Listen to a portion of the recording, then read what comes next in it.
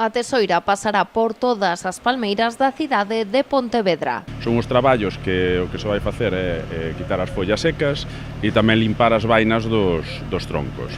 Son traballos complexos porque, bueno, aparte de ter que utilizar unha plataforma elevadora, tamén hai que facer cortes de tráfico. Actuarase en máis de 70 exemplares repartidos en 3 puntos da vila. Hoxe a intervención comezou coas palmeiras da rúa Gutiérrez Mellado. Son 3 zonas, aquí Gutiérrez Mellado, donde aquí vanse limpar 24. Despois tamén vamos ir a Sagasta, que son ao redor de 20 palmeiras.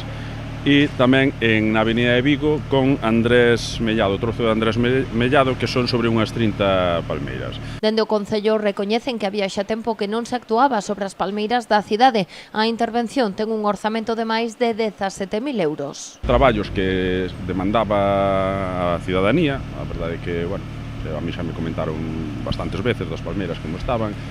Son traballos que hai que facer cada período de tempo.